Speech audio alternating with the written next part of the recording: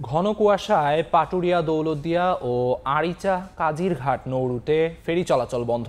মাঝ নদীতে আটকে আছে ছোট বড় ৬টি ফেরি। এই মুহূর্তে পাটুরিয়া ঘাটে আছেন রিপোর্টার মোহাম্মদ ইউসুফ আলী।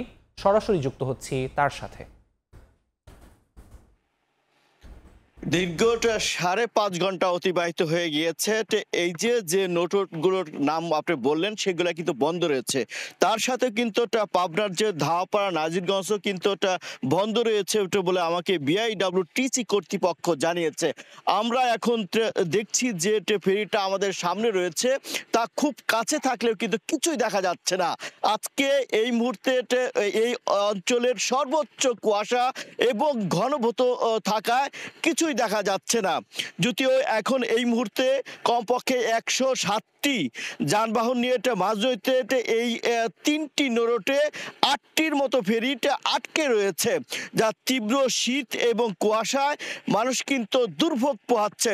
বিশেষ করে যানবাহনের শ্রমিক, ব্যবসায়ী এবং এই যে যাত্রী, তারা কিন্তু চরম দুর্ভোগ আমরা দেখতে পাচ্ছি। আমরা যাত্রীদের সাথে কথা বলেছি, যেহেতু রাত ১টার থেকে এই নৌরুটগুলোতে ফেরি চলাচল বন্ধ রয়েছে, সেই ক্ষেত্রে কিন্তু এইটা রাত কেউ ১২টা, কেউ ১১টা, কেউ ১টা থেকে কিন্তু এই নৌরুটের ঘাট এলাকাতে আটকে পড়েছে এবং এই তীব্র শীত এবং কুয়াশায় তারা কিন্তু কষ্ট করছে।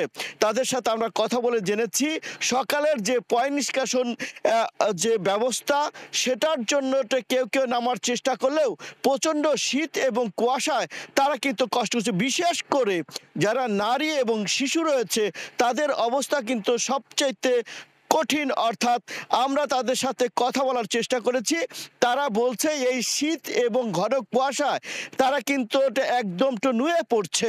এছাড়াও কিন্তু আমরা এখানে যারা যাত্রী শ্রমিক রয়েছে, বিশেষ করে ব্যবসায়ী যারা রয়েছে, দীর্ঘ পথ পাড়ি দিয়ে এই ঘাট এলাকাতে এসে তারা কিন্তু কষ্ট করছে এবং তারা কিন্তু একটা লসের সম্ভাবনাটা তারা মনে করছে। এবং পাটুরিয়া, দৌলতদিয়া, আরিচা, কাজিরহাট এবং ধাওয়াপাড়া নাজিরগঞ্জ রোডে যে কয়টি ফেরি রয়েছে, তার মধ্যে ৮টি ফেরি এই মুহূর্তে মাঝ নদীতে থাকায় এইটা ঘাট এলাকাতে কিছু ফেরি নোঙর করে রয়েছে এবং এই কুয়াশার কারণে এই মুহূর্তে কিছুই দেখা যাচ্ছে না। হাজারো যানবাহন এখন থমকে আছে। এই ছিল আমার কাছে পাটুরিয়া ঘাট থেকে কুয়াশা এবং শীতের সর্বশেষ তথ্য। পাটুরিয়া ঘাট থেকে সরাসরি সেখানকার পরিস্থিতি জানাচ্ছিলেন সহকর্মী ইউসুফ আলী।